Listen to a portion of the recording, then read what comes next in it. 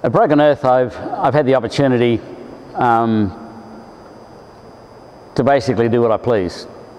The owner is absentee, although he's a farmer, which makes a huge difference because he understands the patience that's required, and you need to look after the earth.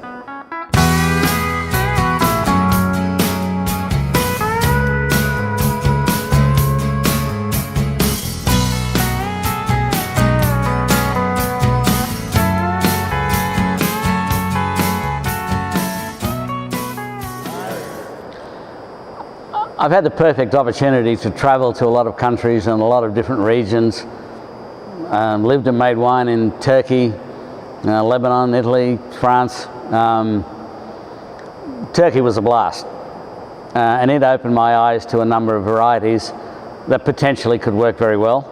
Not as exciting though as I think as some of the Italians that we're currently playing with. I still have to be fairly selective because I don't want it to be hit and miss. I want it to be something that I know, and we're planting these from scratch, so it's a significant investment.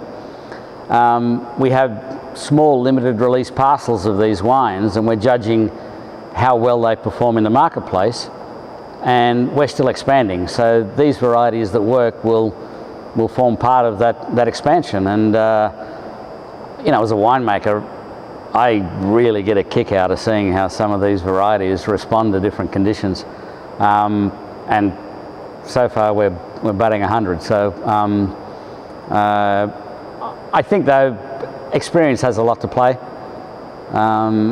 It's something that you tend to only experiment with what you believe is going to be a success. In Australia, I had an opportunity to work with some of the country's best vineyards and actually further develop some of those vineyards, and as a result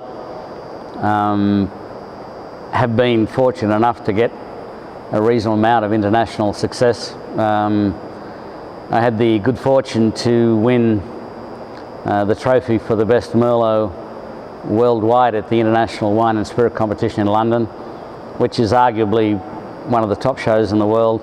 Their requirement is that each of the wines get individually analysed as well. So it's something that you need to have an audit trail and then support all the wines that you put in. That was a blast to meet. The trophy for it was presented by Miguel Torres. They selected the particular Merlot that we won with for the red wine to be served at dinner that night. And 600 people in Guildhall in London, where the Queen holds a lot of banquets. Robert Mondavi, the Rothschilds, the Antinoris, Frescobaldis. To have Robert Mondavi at that stage, the first time that I had the opportunity to meet him, come over and say I had no idea Australia could make wine like this, was a hoot.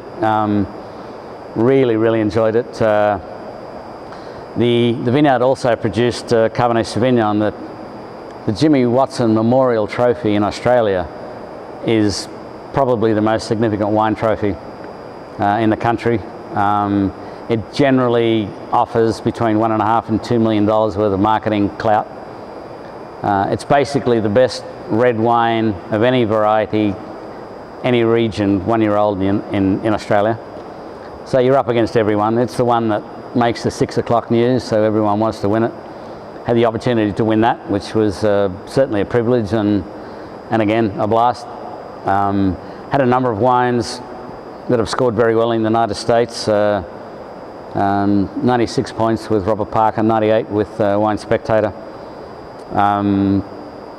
The Harper's UK magazine put one of our wines in the top 20 Cabernet Sauvignons of the world. So you're standing shoulder to shoulder with Margaux and a whole bunch of others, which again, that was a hoot. I've really looked to promote the brand rather than myself, so I kind of, yeah, we've got a nice trophy cabinet, but I'd rather the wines kind of stood up and spoke for themselves. Soon to release, with my passion for Merlot, I sent a 2015 Merlot away earlier this year to be tiraged as well.